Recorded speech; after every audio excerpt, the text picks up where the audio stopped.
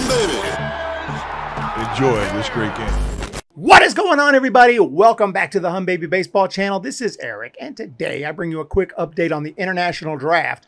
This is something that has been in discussions between Major League Baseball and the Players Association for quite some time now. MLB wants an international draft. It would have like 20 rounds, just like the domestic draft. And we would learn about all these awesome prospects, and then we'd watch the draft, and I would probably live stream it. It would be pretty damn cool. I ain't gonna lie. Like, it sounds really awesome to have a whole nother draft for the international players instead of what they do now, which is this international signing period where teams just sign who they can, and they're in touch with kids at a very, very young age, like 12, 13-year-olds. Some of them are over there with a trainer, getting steroids put in their body, just all kinds of craziness going on. It is insane. Sometimes MLB teams will offer a huge bonus and then just basically renege that bonus at the very last minute, and there's nothing that the player can do. A lot of corruption, a lot of craziness in the way it is now. But at the same time, MLB wants to put this draft into place, but also not offer as much bonus money as they give to the players here in the States. And the MLBPA is obviously totally against that. They want it to be fair, and they want that gap to be much smaller. And that is what the discussions have mainly been about. Although that's not the only thing, but that is one of the main points of contention, of course, is money. But the MLBPA has formally rejected MLB's last proposal on the international draft on Monday, which is the deadline for both sides to reach an agreement. The absence of the draft means the qualifying offer, the international signing period, will remain as is. The two sides exchanged 4 proposals this month, including 2 last weekend, and were consistently very far apart on the amount of money. The gap never got closer than $69 million. MLB actually bumped up its offer from $10 million to $191 million for an inaugural 2024 draft, but MLBPA wanted $260 million. It would go out to 600 players. Monetary discrepancy between the international draft and the domestic draft was just too large, and MLBPA decided to reject it. And both sides put out their little statements. We know how it works. We've been through this over and over.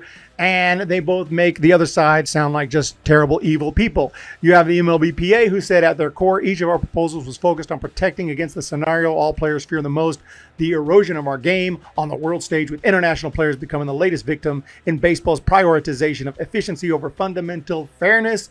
The league's response fell well short of anything players would consider a fair deal.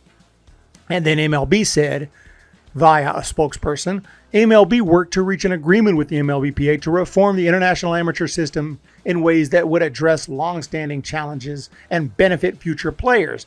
We are disappointed that the Players Association chose the status quo over transitioning to an international draft that would have guaranteed future international players, larger signing bonuses, better educational opportunities, while enhancing transparency to best address the root causes of corruption in the current system. So obviously it does sound nice, a little more organized to have a draft, but if they're not going to offer enough in bonuses, it's easy to see why the MLBPA rejected what MLB is trying to do.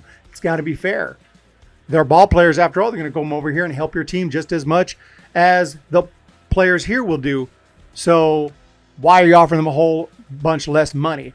Talks on an international draft nearly scuttled negotiations over that new collective bargaining agreement. Luckily, they put that off, and finally now it's just got rejected anyway by the Players Association because MLB didn't want to offer up enough money to get it done. Interestingly enough, most Latin American players favoring a free market system and concerned about their livelihoods of those tasked with developing young players in their home countries would be impacted were adamant against an international draft. So they don't even want an international draft. And as is, there's not going to be one for now. It could have been here as soon as 2024.